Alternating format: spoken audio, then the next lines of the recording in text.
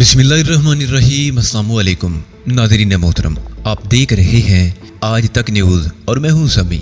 इससे पहले आप इस कहानी की 294 साल सुन चुके हैं और अब 295 किस्त मुलाहिजा फरमाएं। तुम तो जानते ही होगे कि वो किसी एक जगह कभी नहीं टिकता, लिहाजा अब ये तुम पर मुनसर है। तुम ग्राम की कुर्बानी देना मंजूर करो तो ये झगड़ा आज ही हमेशा हमेशा के लिए खत्म हो सकता है। तुम चाहो तो इससे बेहतर तरीका भी तलाश कर सकते हो, विल्सन ने कहा। बिल्कुल कर सकता हूँ मिस्टर विल्सन, मगर उसके लिए वक्त चाहिए और साथ ही ये जमानत भी कि होटल से कहीं और नहीं चला जाएगा। इस मंसूबे में तुम इतनी गुंजाइश निकाल सकते हो कि ग्राम की बचत के इम्कानात पैदा हो जाएं। मैं समझ रहा था उसे कत्ल करना तुम्हारे लिए बहुत अहम है, मैंने मायूसी से कहा। मुझे नहीं मालूम था कि वो इस कदर गैर अहम आदमी है कि तुम लोग उसकी खातिर कोई कुर्बानी भी नहीं दे सकते। मैं तो महज इम्कानात की बात कर रहा हूँ, विल्सन उकला गया। ख्वाह एक जान जाया करने से फायदा, तुम लोगों की इन्हीं हरकतों की वजह से वो हमेशा बचता चला आया है। तुम अपने तहफ़्फ़ुज़ को ज्यादा अहमियत देते हो, मैं भी यही हरकत करूंगा तो वो फिर बच जाएगा, इसलिए मैं मादरत चाहता हूँ। तुमने मुझे उलझन में डाल दिया है, विल्सन ने कहा। सवाल ये है कि उस काम के लिए तुमने ग्राम को ही क्यों मुंतखब किया? तुम मुझे भी तो मुंतखब कर सकते थे। मैं सोचे समझे कोई फैसला करता तो तुम्हारा इंतखाब कर सकता था, लेकिन मैं कभी बगैर सोचे समझे कोई काम नहीं करता। ग्राम को मैं बहलावा दे सकता हूँ, तुम्हें नहीं दे सकता। तुम ज़हीन आदमी हो, समझ सकते हो कि अली को हलाक करने वाला जिंदा बचकर नहीं निकल सकेगा, जबकि ग्राम इस किस्म की कुव्वत तज़किया से महरूम है। अब फैसला तुम्हारे हाथ में है। अगर अली को मारना बहुत अहम है तो ग्राम को भूल जाओ। अगर तुम चाहो तो ऐसा इंतजाम कर सकती हो कि अली को मारने के बाद ग्राम जाए वारदात से फरार हो जाए। ये कोई ऐसी बड़ी बात नहीं होगी, लेकिन उसके बाद मेरी पोजीशन क्या होगी? पोजीशन तो तुम्हारी अब भी खराब होगी। आखिर एयरपोर्ट से तुम ही उसे लेकर वहां जाओगे। अली के कातिल को हलाक करके मैं अपनी गलती की इस हद तक तलाफी करूंगा कि उसके बाद मेरे खिलाफ कोई इल्जाम यकीन की हद को नहीं पहुंच सकेगा।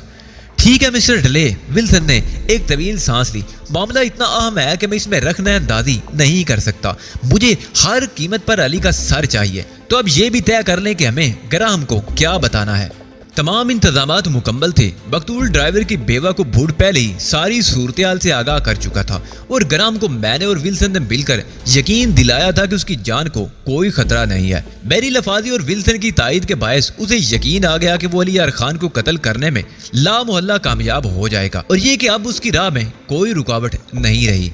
मकतूल ड्राइवर के क्वार्टर का दरवाजा बुड ने खोला था। ये बात हमारे मंसूबे के ऐन मुताबिक थी। ओह कैप्टन बेंस, बुड ने बहुत खुश होकर कहा था, मुझे यकीन है कि अब कातिल बच नहीं सकेंगे। आइए अंदर आ जाइए। बुड हमें एक खाली कमरे में लाया। मकतूल की बेवा और बच्चे दूसरे कमरे में थे। इनसे मिलिए जनाब, मैंने बुड से कहा। ये मिस्टर ग्राम है, स्कॉटलैंड यार्ड के मशहूर सुराग रसां। मैंने कुर्सी पर बैठते हुए कहा, आपसे मिलकर बड़ी खुशी हुई जनाब। बुड ने बड़ी गर्मजोशी से ग्राम से हाथ मिलाया। दरअसल अली साहब को अचानक एक काम से जाना पड़ गया। ये क्या तरीका हुआ? मैं बिगड़ गया। इस तरह तो तफ्तीश नहीं हो सकती। उन्हें भी उसी वजह से अचानक जाना पड़ गया। बुड ने पहले से तयशुदा बात कही, अब आपको उनसे मिलने के लिए इस पते पर जाना पड़ेगा। बुड ने एक कागज मेरी तरफ बढ़ाया जिस पर उस बंगले का पता लिखा हुआ था जहाँ मिस्टर बेंस डले को रखा गया था। मैंने उस कागज पर एक नजर डालने के बाद ग्राम की तरफ बढ़ा दिया, जो कुछ घबराया हुआ सा नजर आ रहा था। क्या ख्याल है मिस्टर ग्राम? मैंने खेज लहजे में कहा। हम वहाँ भी चले जाएंगे, हमें तो अपना काम करने से गर्ज है, ख्वाह यहाँ हो या वहाँ। हाँ हाँ बिल्कुल बिल्कुल,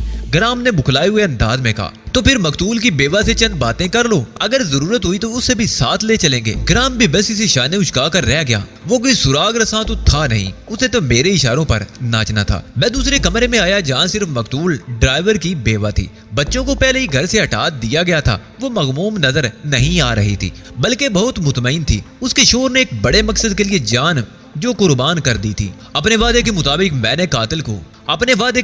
मैंने कातिल को तुम्हारी दहलीज पर हाजिर कर दिया है। अब ये बताओ कि इसके साथ क्या सलूक किया जाए। अपने शोर के कातिल को नहीं, बल्कि एक यहूदी को मैं अपने हाथों से कत्ल करना पसंद करूंगी। उसने बड़े मुस्तहकम लहजे में कहा, ठीक है वो तुम्हारा मुजरिम है और तुम उसे अपने हाथों से सजा देने का हक भी रखती हो, लेकिन उसके लिए हमें कहीं और चलना पड़ेगा। बुढ़ साहब मुझे सब कुछ बता चुके हैं और आप जहाँ भी कहेंगे मैं चलने को तैयार हूँ, लेकिन आपको मेकअप में देखकर अजीब सा महसूस हो रहा है। बहुत जल्द तुम मुझे मेरी असल सूरत में देख सकोगी। आओ अब चलें। हम चारों गाड़ी में बैठकर मतलूबा बंगले पर पहुंच गए। बंगले के अंदर दाखिल होते वक्त ग्राम सख्त मुस्तरिब हो गया था। मैंने ड्राइंग रूम में उसे बिठाते वक्त उसके शाने पर थपकी देकर उसे पुरसुकून रहने का इशारा किया था और मोना को घूर कर देखा था, जो खूनी निगाहों से ग्राम को देखे जा रही थी। मैंने इस तरह घूरने पर मोना ने खुद को संभाल लिया था और दूसरी तरफ देखने लगी थी। ग्राम अगर बदहवास ना होता तो यकीनन ये बात महसूस कर लेता। तुम यहाँ बैठो, बैली को देखता हूँ, मैंने ग्राम से कहा और उसके कुछ कहने से कबल उस दूसरे दरवाजे से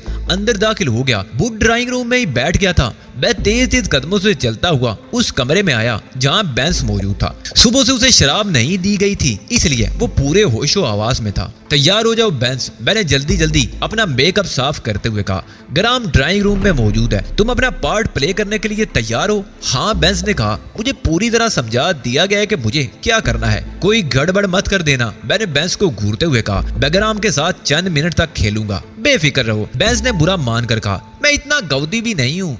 चंद मिनट बाद बेंस डे के साथ ड्राइंग रूम में दाखिल हुआ तो मोना, ग्राम और बुढ़ तीनों उठ खड़े हो गए। ग्राम अब वादे तौर पर नर्वस नजर आ रहा था। मैं अपना कोट उतार कर अंदर ही छोड़ आया था और अपने बाल बखेर लिए थे। अंदाज ऐसा था जैसे बेपनाह मसरूफियत की वजह से मुझे खुद पर तवज्जो देने का मौका ही ना मिल पाया हो। इनसे मिलिए मिस्टर अली, बेंस ने कहा। ये मिस्टर ग्राम है, कार के धमाके की तफ्तीश के लिए सीधे स्कॉटलैंड यार्ड से आ रहे हैं। ओह, मैंने गौर से ग्राम को देखा, फिर आगे बढ़कर उससे हाथ मिलाया और उसे बैठने का इशारा करते हुए खुद भी बैठ गया। मुझसे हाथ मिलाते वक्त ग्राम के हाथ में हल्की सी लर्जिश थी। मैंने वादे तौर पर महसूस किया था ये कोई इतना पेचीदा मामला तो नहीं जिसके लिए स्कॉटलैंड यार्ड के सुराग रसां को जहमत दी गई। मैंने खुश्क लहजे में कहा, ताम तुमसे मिलकर खुशी हुई, बताओ तुम हमारे लिए क्या कर सकोगे? मेरी नजरें ग्राम पर जमी हुई थी। मैं उस पर से एक लम्हे के लिए भी नजर हटाने के लिए तैयार नहीं था। ये स्कॉटलैंड यार्ड से सीधे यहाँ आ रहे हैं जनाब, बेंस ने जल्दी से कहा। ये तो हालात से पूरी तरह बाखबर भी नहीं है।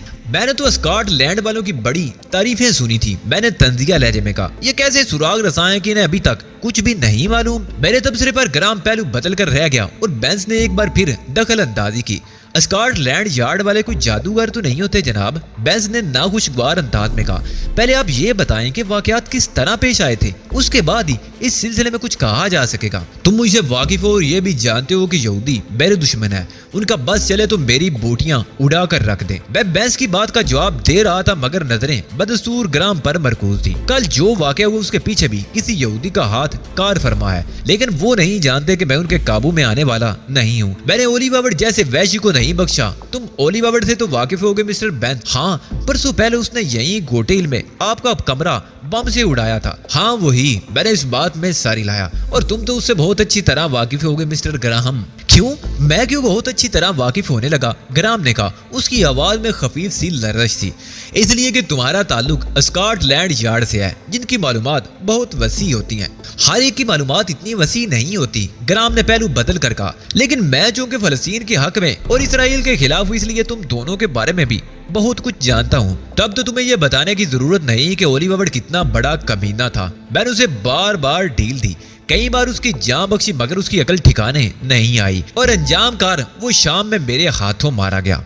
ओली बाबर्ट के खिलाफ इस किस्म की गुफ्तगू सुनकर ग्राम के चेहरे पर एक रंग सा आकर गुजर गया और बेंस को दखल अंदाजी करना पड़ी। मैंने आपसे कल के वाक़े के बारे में पूछा था, आप मालूम नहीं कहाँ की बातें ले बैठे हैं। वही बता रहा हूँ, पेश मंजर समझने के लिए पस मंजर का इल्म होना जरूरी होता है। इसलिए मैंने तुम्हें पहले ओली बाबर्ट के बारे में बताया। उसकी मौत के बाद एक शख्स ने, जिसका नाम रैंडल है, लेकिन उसने अपने नाम को रैंडल हावर्ड में तब्दील कर लिया है, जो बदनाम खुद ओली बाबर्ट का जानशीन है, जिसने ओली बाबर्ट का इंतकाम लेने की ठानी है। मुझे यकीन है कि कल के कातलाना हमले के पीछे उसका हाथ था। आपका मतलब है उसने अपने आदमियों के जरिए आप पर हमला कराया था? बेंस ने कहा। हाँ, मेरा यही मतलब है। मेरी जगह जो ड्राइवर मारा गया उसका नाम एडगर था और ये उसकी बीवी मूना है। मैंने मूना से वादा किया था कि उसके शोहर के कातिल 24 घंटे के अंदर अंदर उसके कदमों में होंगे और अब 24 घंटे पूरे होने में महज चंद घंटे रह गए हैं। वैसे तो मैं खुद भी ये काम कर सकता था, लेकिन फिर भी मैंने तुम्हें ज़हमत देने का फैसला किया ताकि मेरा वादा यकीनी तौर पर पूरा हो सके। मेरी समझ में ये बात नहीं आई कि आप उस हमले से बच किस तरह गए? बेंस ने कहा। इस बात से तफ्तीश का क्या ताल्लुक है? मैंने लम्हा भर के लिए ग्राम पर से नजरें हटाकर बेंस को घूरा और दोबारा ग्राम की तरफ मुतवज्जो हो गया। मुमकिन है आपको किसी जरिए से इतला मिल गई हो कि आप पर हमला होने वाला है? नहीं मिस्टर बेंस, जो इतलात के मुताज होते हैं वो अली यार खान नहीं होते, उन्हें यहूदी कहते हैं। मुझे कहीं से कोई इतला नहीं मिली थी, बल्कि मेरे अंदर एक इजाफी हिस्सा है जो ऐसे मौकों पर मुझे खबरदार कर देती है। तुम्हें मालूम है एक बार यहूदियों के हत्थे चढ़ गया था और मुझे एक फौजी कैंप में कैद कर दिया गया था। तो फिर तुम वहाँ से किस तरह बच निकले? ग्राम ने बड़ी बेसख्ती से पूछा। हाँ मिस्टर ग्राम, ये बात तुम्हारे इल्म में नहीं होगी, इसलिए कि यहूदी खुद भी इस बात से लाइल्म थे कि उन्होंने किसे गिरफ्तार कर लिया। अगर उन्हें इल्म हो जाता तो शायद मैं कभी उनकी कैद से फरार नहीं हो सकता था। मिस्टर अली प्लीज, बेंस ने एहतजाजी लहजे में कहा। गैर मुतल्लक बातों के नतीजे में तुम खामोश रहो मिस्टर बेंस, मैंने हाथ उठाकर कहा। मैं स्कॉटलैंड यार्ड के सुराग रसां से मैं वे कलाम हूँ। हाँ तो मिस्टर ग्राम, उस फौजी कैंप से फरार होने की कोशिश में मेरा पूरा जिस्म गोलियों से छीलनी हो गया था, लेकिन देख लो मैं तुम्हारे सामने न सिर्फ जिंदा सलामत बैठा हूँ बल्कि यहूदियों पर कारी वार भी कर रहा हूँ। मूना बड़े ध्यान से मुझे देख रही थी। बेंस अपने अंदाज से बेदारी जाहिर कर रहा था और ग्राम वादे तौर पर मुझसे मरूब दिखाई दे रहा था। शायद उसने अपने तौर पर यह नतीजा भी अखज़ कर लिया हो कि वो मुझ पर सामने से हमला नहीं कर सकता। मेरे मुस्तकिल घूरते रहने की वजह से वो नर्वस हो गया था। मैं तुम्हें एक अजीब बात बताऊं, चंद लम्हे बाद मैंने कहा, रैंडल ने मुझे कैद करके मशीनी अमल के जरिए मेरे नजरियात तब्दील करने की कोशिश की थी, लेकिन वो नाकाम हो गया। ये तो वाकई कमाल है मिस्टर अली, ग्राम ने कहा। किसी साइंसी अमल से बच निकलना हैरान कुन्नी कहलाएगा। ग्राम मुझे मालूमात हासिल करना चाह रहा था ताकि अगर उसे मुझ पर हमला करने का मौका ना भी मिल सके तो भी उसे यहाँ से खाली हाथ ना जाना पड़े। जो मालूमात वो मुझसे हासिल कर रहा था यहूदियों के नुक्ता निगाह से वो खासी कीमती थी, लेकिन वो नहीं जानता था कि ये मालूमात उसके सीने में ही दफन हो जाएंगी। रैंडल इस बात से वाकिफ है कि उसका अमल नाकाम हो चुका है। न सिर्फ नाकाम हुआ है बल्कि मैंने निहायत मुख्तसर सी मुद्दत में उसे शदीद नुकसानात से भी दो चार किया है। जजीरा मर्ग पर रैंडल ने कब्जा कर रखा था, वो पूरा जजीरा तबाह कर दिया गया है। मालूम नहीं वहाँ उसके कितने आदमी मारे गए होंगे। इसके अलावा गोटेल में उसकी तंजीम ईगल के 250 एजेंट भी गिरफ्तार कर लिए गए हैं। नहीं, ग्राम मुस्तरिबाना अंदाज में खड़ा हो गया। ये हकीकत है मिस्टर ग्राम, मैंने बड़े इत्मीनान से कहा, लेकिन ये बात सुनकर तुम्हें इतनी हैरत क्यों हुई? हैरत की ही तो बात है, ग्राम बुड़बुड़ाया। किसी भी फर्द की एक तंजीम के मुकाबले में ये कारकर्दगी हैरान कुन्नी कही जाएगी। रैंडल बच्चा है, मैंने बुरा सा मुंह बनाकर कहा। एक बार अपनी गलती से मैं उसके चुंगल में फंस गया तो अपने बारे में खुशफहमी का शिकार हो गया। बूढ़ बहुत ज्यादा चौकन्ना नजर आ रहा था। ऐसा मालूम होता था कि वो किसी भी हरकत पर ग्राम को शूट कर देगा। सवाल ये है कि जब आप उसको कोई अहमियत नहीं देते तो फिर आपने हमारी खिदमत क्यों हासिल की? ग्राम बोला, ताकि तुम लोग उन अफराद को गिरफ्तार करने में मेरी मदद कर सको जिन्होंने कार में बम फिट किया था। मैंने बड़ी सादगी से कहा। उसके लिए तो हमें तफ्तीश करनी पड़ेगी, बेंस ने झुंझलाए हुए अंदाज में कहा, और आप हमसे जरा भी ताउन नहीं कर रहे। बाहमी ताउन के नतीजे ही में वो लोग गिरफ्तार होंगे मिस्टर बेंस, मैंने बड़े सुकून से कहा। लेकिन उससे कबल मैं आपको इस औरत के जज्बात से आगाह करना जरूरी समझता हूँ जिसका शोर बेकसूर मारा गया। फिर मैं मूना की तरफ मुतवज्जो हुआ। इन्हें अपने जज्बात से आगाह करो। मुझे अपने शोर पर फख्र है, वो एक अजीम मकसद पर कुर्बान हुआ। मूना के लहजे से भी फख्र जाहिर हो रहा था। अगर तुम्हें अपने शोर के कातिल मिल जाएं तो तुम उनके साथ क्या सलूक करोगी? अगर वो मुझे मिल जाएं और मुझे उन पर इख्तियार दिया जाए तो मैं उन्हें सिसका सिसका कर मारूंगी।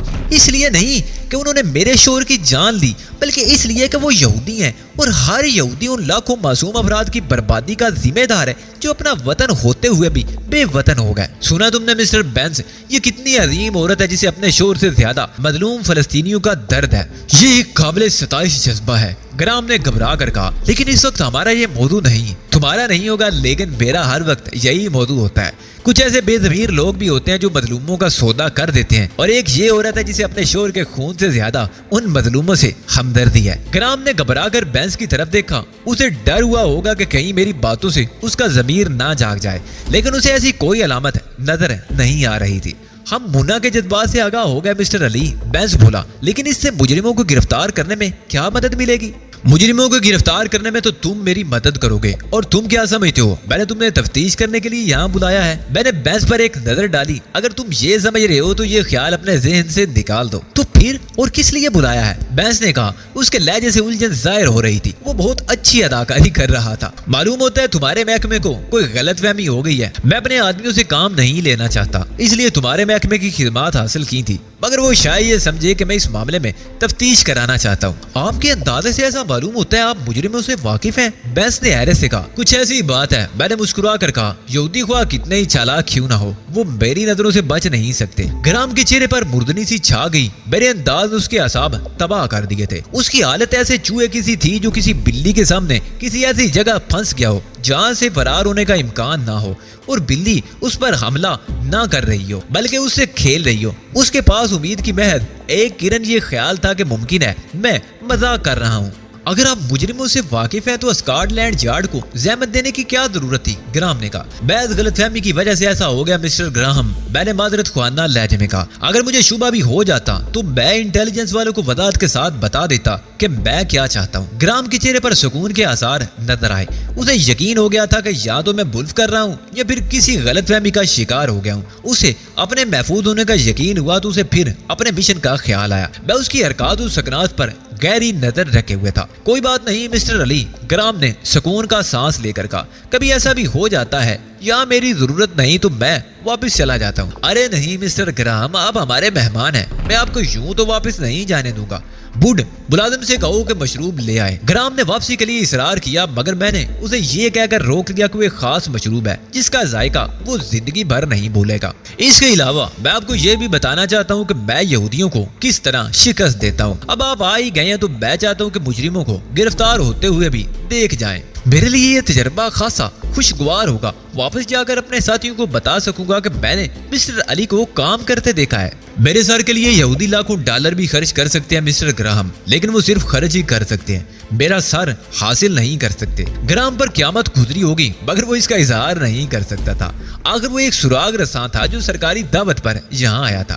دوسری طرف وہ میری شخصیت سے مروب ہو گیا تھا، اس کا اعتماد متزلزل ہو گیا تھا۔ اعتماد متزلزل ہو جائے تو آدمی کچھ بھی نہیں کر سکتا، اس کی مہارت بھی اس کے کسی کام نہیں آتی۔ گرام ایک پیشہ ور قاتل تھا اور خنجر زنی میں خاصی مہارت رکھتا تھا۔ اس وقت اس کی جیب میں خنجر بھی تھا اور ریوالور بھی جو میں نے اسے خود دیا تھا۔ دونوں چیزیں موجود ہوتے ہوئے بھی اس میں اتنی ہمت نہیں تھی کہ مجھ پر حملہ کر سکتا۔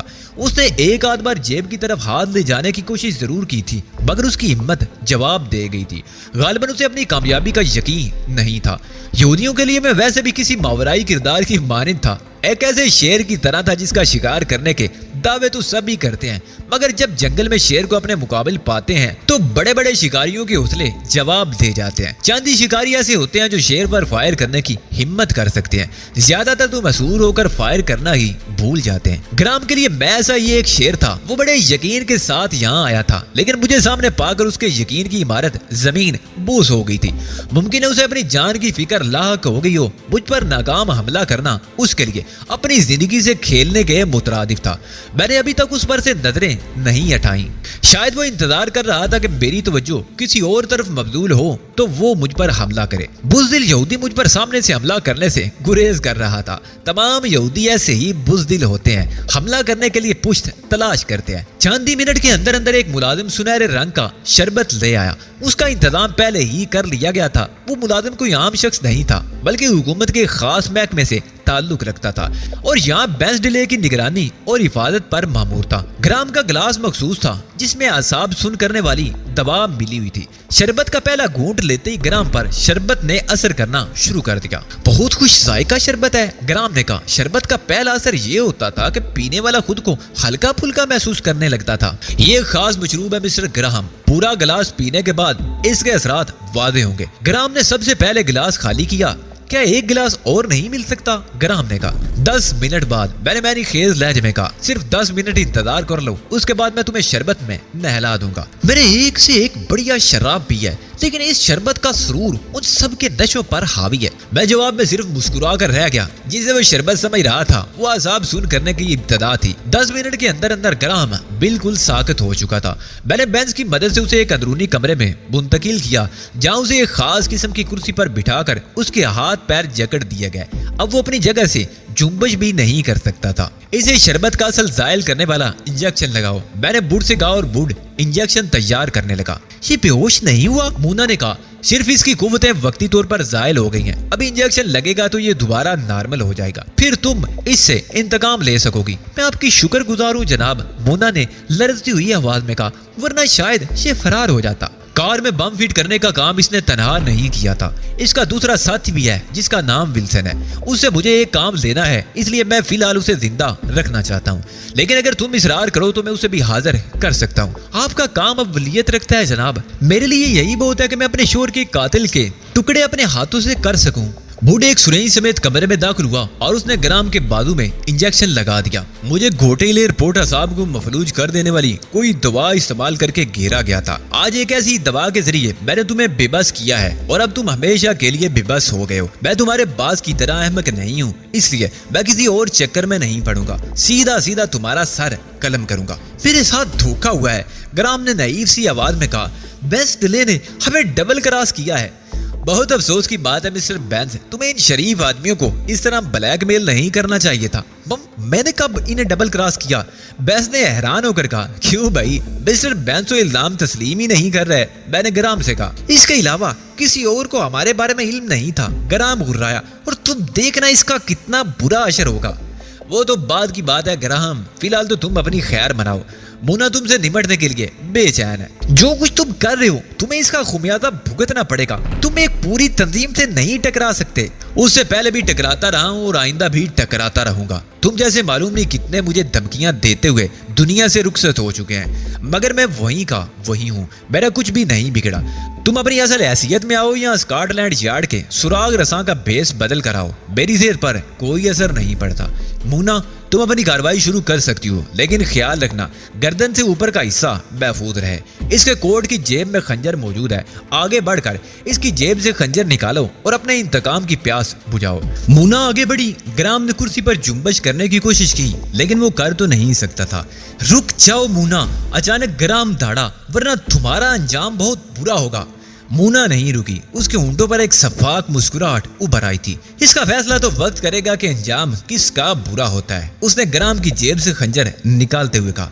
मैं बेबस हूँ, मगर मेरे साथी बेबस नहीं है। तुम्हारी खाल उतार देंगे। मुन्ना ने खंजर का दस्ता मुट्ठी में जकड़ लिया। तुझे जरा एहसास नहीं कि तेरी वजह से मेरे शोर की जान गई? मुन्ना ने सर्द लहजे में कहा। अपने किए पर शर्मिंदा होने की बजाय तू उल्टा मुझे धमकियां दे रहा है। मुन्ना उसके बाएं बाजू पर झुक गई और बड़ी एहतियात से उसके कोट की आस्तीन काटने लगी। तुम क्या कर रही हो? ग्राम ने खौफजदा लहजे में कहा। मुझसे मुसालत कर लो, मैं तुम्हारा हर मुतालबा पूरा करने को तैयार हूँ। मुन्ना कुछ नहीं बोली। वो बड़े ही नमाक से ग्राम के कोट की आस्तीन उसके जिस्म से अलहदा कर रही थी। ग्राम के जिस्म पर बंधी हुई रस्सियों की वजह से उसे अपने काम में दिक्कत जरूर हो रही थी, मगर वो बड़ी महारत से बंदिशों को नुकसान पहुंचाए बगैर कोट की आस्तीन काट कर अलहदा कर रही थी। मेरी बात सुनो, ग्राम ने फूली हुई सांस के साथ कहा। मैं तुम्हें माला माल कर दूंगा। एक गरीब औरत से उसका शोर छीन कर उसके खून की सौदेबाजी का रवाज यहूदियों में होता ही होगा। मुन्ना ने सफाकाना अंदाज में कहा। हम लोग तो खून के बदले खून के घायल हैं। देखो तुम्हारे शोर को मारना हमारा मकसद नहीं था। ग्राम ने कहा। वो तो इत्तफाकन ही जद में आ गया, वरना तुम्हारा निशाना तो अली साहब थे, यही कहना चाह रहे हो ना? मुन्ना ने होंठ भींच लिए थे। वो ग्राम को घूर रही थी। इतनी देर में वो ग्राम का बायां बाजू अरियां कर चुकी थी। हाँ, अली यार खान से तो हमारी पुरानी दुश्मनी है और इसको निशाना बनाने के लिए हमने बम फिट किया था। ग्राम ने बर्राई हुई आवाज में कहा। कोई बात नहीं ग्राम, इस किस्म के खेलों में तो ये होता ही रहता है। दूसरों के घरों को लगाई जाने वाली आग कभी कभी अपना दामन भी जला देती है। इस खंजर से मालूम नहीं तुमने कितने लोगों को मौत के घाट उतारा होगा। अब यही खंजर तुम्हारे हक में मौत का पैगंबर साबित होगा।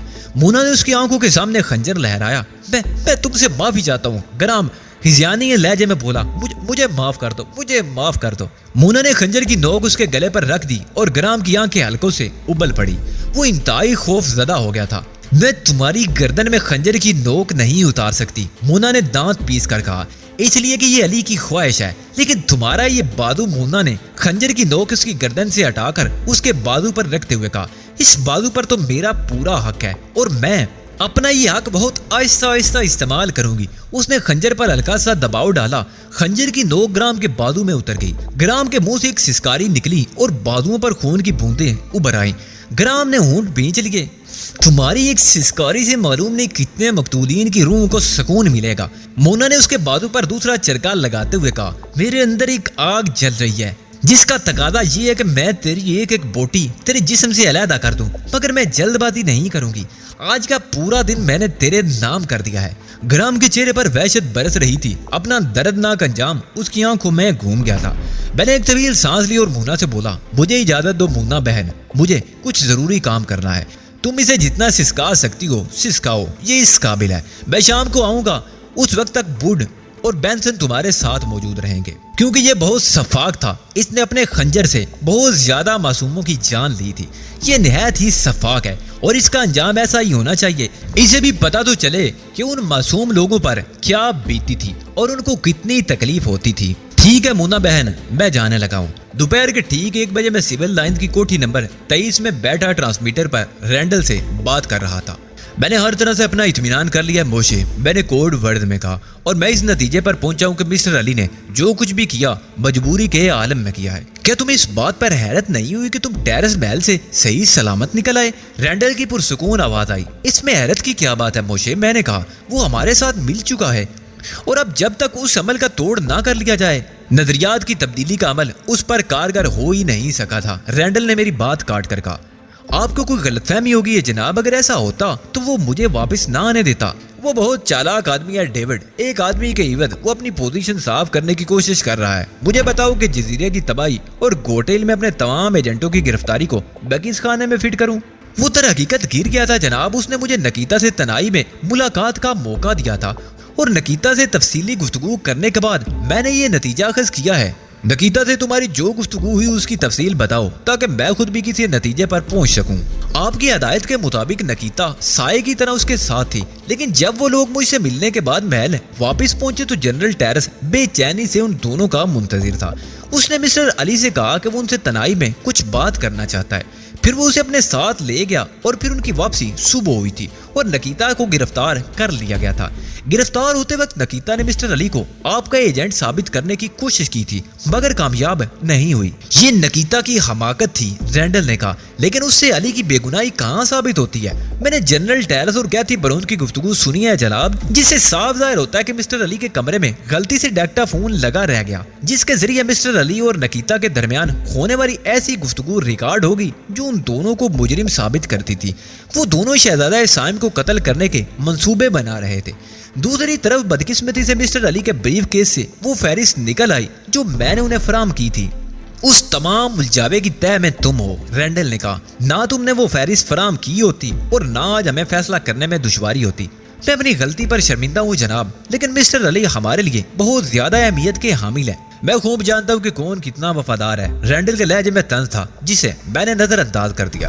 بے شک جناب، میں نے بڑے خلوص سے کہا، لیکن ایک اہم بات اور بھی ہے۔ جب ہم یہاں سے محل جانے کے لیے نکلے تو مسٹر علی اس کار میں نہیں بیٹھے جس میں یہاں آئے تھے، محل سے ایک دوسری کار انہیں لینے آئی تھی۔ مسٹر علی نے اس دوسری کار کے ڈرائیور کو وہ کار چلانے کو کہا جس میں وہ یہاں آئے تھے اور خود اس کار میں بیٹھ گئے جو ڈرائیور لایا تھا۔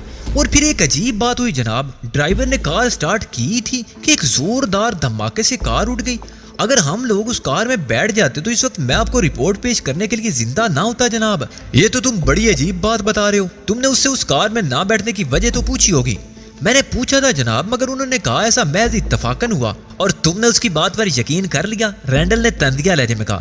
یقین نہ کرتا تو اور کیا کرتا جناب؟ وہ کہہ رہے تھے کہ ان کا پروگرام طے شدہ نہیں تھا، لہذا کسی کو یہ علم بھی نہیں ہو سکتا تھا کہ وہ کب کہاں ہوں گے، لہذا ان پر یہ حملہ حیران کنی کہا جا سکتا ہے۔ کیا اس نے اس حملے میں میرے ملوث ہونے کے بارے میں کچھ نہیں کہا؟ میڈم تہذیب نے آپ کا نام لیا تھا جناب، لیکن مسٹر علی نے اس امکان کو سختی سے رد کر دیا۔ ان کا کہنا تھا کہ اپنے آدمی پر کوئی بھی حملہ نہیں کرا سکتا۔ اس کا مطلب ہوا کہ میرا شبہ درست ہی تھا۔ رینڈل کی آواز آئی، اس پر ہمارا عمل کارگر نہیں ہو سکا۔ یہ نتیجہ آپ نے کس بات سے اخذ کر لیا موشے؟ میں نے حیران ہو کر پوچھا۔ وہ واقعی ہی بہت چالاک آدمی ہے ڈیوڈ، تم اس کی کارکردگی کو بھی نہیں پہنچ سکتے۔ صرف اسی ایک بات پر غور کرو کہ وہ اس کار میں کیوں نہیں بیٹھا۔ یہ بات ذہن میں رکھنا، ایسا محض اتفاقاً نہیں ہو سکتا۔ میں بھلا اس بات پر کیا غور کروں گا موشے؟ میں تو بالکل ہی تاریکی میں ہوں۔ مجھے تو جو حکم دیا گیا تھا میں نے اسے بجا لانے کی پوری کوشش کی ہے۔ میں تم سے بہت خوش ہوں ڈیوڈ، تمہیں انعام سے نوازا جائے گا، لیکن چونکہ گوٹیل میں نے اپنی سرگرمیاں عارضی طور پر بند کر دی ہیں، اس لیے تم جلد از جلد شیگورائے پہنچ کر مدام کلارا کو رپورٹ کرو۔ میں نے خیز انداز میں سر ہلایا۔ میں اس کا مطلب خوب سمجھتا تھا۔ کہانی اپنے منطقی انجام کی طرف بڑھ رہی تھی۔ ہاں کام میرے اندازے سے قبل ہی ہو گیا، اس لیے جلدی چلا آیا۔ تم اپنی مشق جاری رکھو، میں ذرا بوڑھ کو دیکھ لوں۔ بوڑھ اور بینس دوسرے کمرے میں ملے۔ تم لوگ یہاں کیا کر رہے ہو؟ مونا وہاں اکیلی ہے۔ میں نے کہا اکیلی ہے تو کیا ہوا؟ بوڑھ نے بے پرواہی سے کہا اس نے گرام کا وہ اشر کر دیا ہے کہ اب اسے اگر کھول دیا جائے تب بھی وہ کسی کا کچھ نہیں بگاڑ سکے گا۔ وہ اسی قابل ہے، میں نے نفرت سے اونٹ سکیڑ کر کہا، بلکہ اس کا اشر اس سے بھی زیادہ برا ہونا چاہیے۔ وہ تو ٹھیک ہے چیف، لیکن میں مونا جیسی گھریلو عورت سے اس قسم کی صفاقی کی توقع نہیں کر سکتا تھا۔ بوڑھ صاحب ٹھیک کہہ رہے ہیں مسٹر علی، بینس بولا۔ گرام کی چیخ و پکار تو مجھ سے بھی نہیں سنی گئی۔ تم لوگوں کو اپنا علاج کرانا چاہیے۔ ظالم کی چیخ و پکار سن کر تو خوش ہونا چاہیے۔ اگر اس کے لیے کسی کے دل میں رحم کا جذبہ ابھرتا ہے تو یہ نہایت تشویشناک علامت ہے۔ ہر بات کو اپنے فلسفے کی روشنی میں مت دیکھا کرو چیف، دنیا میں اور بھی بہت سے فلسفے ہیں۔ فلسفوں کا تقابل بعد میں کرنا، پہلے گرام کے چہرے پر میک اپ کرنے میں میری مدد کرو۔ ہم میک اپ کے سامان سمیت گرام کے کمرے میں واپس آ گئے، جہاں مونا بڑی سنجیدگی سے گرام کے ہوش میں آنے کی منتظر تھی۔ میں تمہیں یہاں مونا کی مدد کے لیے چھوڑ گیا تھا، میں نے بوڑھ سے کہا، اور تم دوسرے کمرے میں منہ چھپائے بیٹھے ہو۔ جاؤ گرام کو ہوش میں لانے کا بندوبست کرو۔ دوسروں کے سامنے تو بوڑھ کی بے عزتی مت کیا کرو چیف، بوڑھ نے کہا اور تیزی سے کمرے سے باہر نکل گیا۔ واپسی میں بوڑھ نے زیادہ دیر نہیں لگائی تھی۔ اس کے ہاتھ میں پانی کا جگ اور گلاس تھا۔ گرام کے منہ پر پانی کے چھینٹے مار کر اسے ہوش میں لانا بوڑھ کے لیے زیادہ مشکل ثابت نہیں ہوا۔ اس کے ہوش میں آتے ہی مونا نے خنجر سنبھال کر گرام کی طرف جھپٹنے کی کوشش کی، مگر میں نے اسے روک دیا۔ ٹھہر جاؤ مونا، میں نے کہا، وہ پھر بے ہوش ہو جائے گا اور تکلیف سے بے نیاز ہو جائے گا، جبکہ تم اسے زیادہ سے زیادہ تکلیف میں مبتلا کرنا چاہتی ہو۔ مونا نے اس بات میں سر ہلایا۔ آپ ٹھیک کہہ رہے ہیں جناب، مجھے ان کاموں کا تجربہ نہیں ہے نا، اس لیے جلد بازی کر رہی تھی۔ گرام بری طرح کرا رہا تھا، اس کی آواز بیٹھ چکی تھی اور اس کے لیے اپنی آنکھیں کھلی رکھنا بھی مشکل ہو رہا تھا۔ میری طرف دیکھو گرام، میں نے بلند آواز سے کہا، تم مجھے قتل کرنے یہاں آئے تھے نا؟ گرام نے بدقتیں تمام اپنی آنکھیں کھول کر میری طرف دیکھا۔ شاید میری بات اس کی سمجھ میں نہیں آئی تھی۔ کل شام تم نے اس کے شور کو بم سے اڑایا تھا اور آج یہ تمہاری بوٹیاں اڑا رہی ہے۔ ایک شفاق درندے کی زندگی ایک معصوم اور بے بس عورت کے رحم و کرم پر ہے، لیکن افسوس کہ تمہارے انجام سے عبرت حاصل کرنے کے لیے یہاں کوئی نہیں ہے۔ کاش میں ان لوگوں کو تمہارا یہ عبرت ناک انجام دکھا سکتا جو طاقت کے ذام میں خود کو ناقابل شکست سمجھ کر دوسروں پر ظلم ڈھانے لگتے ہیں، جو لوگ خود کو مکافات عمل سے مبرہ سمجھنے لگتے ہیں، جو نہیں جانتے کہ خدا کی لاٹھی بے آواز ہے۔ میں تنہا تو مجرم نہیں ہوں، گرام نے کراتے ہوئے کہا، ولسن بھی برابر کا شریک ہے۔ اس کا انجام بھی تم سے زیادہ بھیانک ہوگا اور تمہارے اپنے لوگوں کے ہاتھوں ہوگا۔ ہاں مونا، تم انتظار کر رہی ہوگی، میں دیکھ رہا ہوں کہ اس کے پیر ابھی تک محفوظ ہیں۔ مونا تو جیسے تیار بیٹھی تھی، وہ جھپٹ کر آگے بڑھی اور گرام کے پیروں کے پاس بیٹھ گئی۔ نہیں، گرام بری طرح چیخا، خدا کے واسطے مجھ پر رحم کرو، مجھے قتل کر دو۔ گرام معلوم نہیں کیا کہتا رہا، مگر مونا تو جیسے بیری ہو گئی تھی۔ وہ بڑے نماک اور بے دردی سے گرام کے جوتے کاٹ رہی تھی، یوں جیسے کوئی مقدس فریضہ انجام دے رہی ہو۔ تیز دار خنجر سے چمڑے کے جوتے کاٹنا ذرا بھی مشکل نہیں ہوتا، اور اس پر مونا کا انداز، اسے یہ بھی پرواہ نہیں تھی کہ جوتوں کے ساتھ ساتھ گرام کے پیروں پر بھی زخم آ رہے ہیں۔ اس نے گرام کے دونوں پیروں سے جوتے کاٹ کر اتارنے کے بعد گرام کے بائیں پیر کی چنگلیاں کاٹ ڈالی۔ گرام کی لرزات دینے والی چیخ کمرے میں گونج کر رہ گئی، مگر مونا کے ذہنی کہکا اس کی چیخ پر بھی حاوی تھا۔ جب تم کار میں بم فٹ کر رہے تھے اس وقت یاد کیوں نہیں آیا جب تم دوسروں کو قتل کیا کرتے تھے، جب تم لوگوں نے معصوم فلسطینیوں کو بے گھر کیا؟ مجھے اس سال کو پہنچانے کا ذمہ دار تو ہے کتے، گرام نے مجنونانہ انداز میں بینس ڈلے سے کہا۔ کتا اپنے مالک کا وفادار ہوتا ہے گرام، میں نے کہا۔ بینس نے اگر تمہیں اس حال کو پہنچایا ہے تو اپنے ملک سے وفاداری کی ہے۔ جواب میں گرام فحش گالیاں بکنے لگا، یوں معلوم ہوتا تھا جیسے اس پر پاگل پن کا دورہ پڑ گیا ہو۔ بینس ڈلے اور بوڑھ سناٹے کے عالم میں تھے۔ گرام کی ذہنی حالت نے انہیں متاثر کیا تھا، مگر مونا اس کی ہر اذیت سے پوری طرح محفوظ ہو رہی تھی۔ اگر کوئی اور یہودی بھی آپ کے ہاتھ لگ جائے تو اسے میرے حوالے ضرور کیجیے گا، مونا نے مجھ سے کہا۔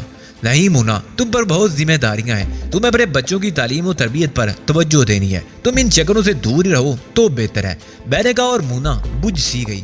آپ کا ہر مشورہ میرے لیے حکم کی حیثیت رکھتا ہے جناب، اس نے مایوسانہ انداز میں کہا۔ مجھے تمہارے جذبات کا بخوبی احساس ہے مونا، لیکن جذبات عقل کے تابع رہیں تو بڑی اچھی بات ہے۔ پھر گرام پر تشدد کا سلسلہ دوبارہ شروع ہو گیا۔ اس پر طاری نکات تیزی سے بڑھ رہی تھی اور وہ جلدی جلدی بے ہوش ہونے لگا تھا۔ اس نے مجھے قیمتی معلومات فراہم کرنے کی بھی پیشکش کی تھی، मगर मैंने उसकी पेशकश ठुकरा दी। इसी दौरान मैं और बूढ़ मिलकर उसके चेहरे पर तबादमाई करते रहे। कोई 2 घंटे की मेहनत के बाद वो हूबहू मेरी शक्ल इख्तियार कर गया था। ये मोना ने उसे हैरत से देखते हुए कहा, ये तो बिल्कुल आपकी शक्ल का हो गया है जनाब। तो तुम्हें इस पर इतनी हैरत क्यों है? मैंने हंस कर कहा, तुम तो मुझे बैंस डिले के मेकअप में देख चुकी हो, लेकिन आपने उसे अपनी शक्ल का क्यों बना दिया अली? इससे आपको क्या फायदा होगा? बहुत फायदा होगा मोना, इससे मैं यहूदियों को धोखा दूंगा और उन्हें नुकसान पहुंचाऊंगा। लेकिन मुझे इससे नुकसान हो गया जनाब, अब मैं इसे अपने हाथों से कत्ल नहीं कर सकूंगी। ये क्या हमाकत है? मैंने हैरत से कहा। मैंने उस पर ऐसा मेकअप कर दिया तो क्या हुआ, है तो वो ग्राम ही। मुझे मालूम है जनाब, लेकिन उसके बावजूद मुझसे ये नहीं हो सकेगा। लेकिन उससे क्या फर्क पड़ेगा? मेरे दिल में तो खासी ठंडक पड़ चुकी है। जैसी तुम्हारी मर्जी मोना, मैंने एक तवील सांस लेकर कहा। लेकिन ये बात अगर पहले मेरे इल्म में होती तो मैं इस पर बाद में अपना मेकअप करता।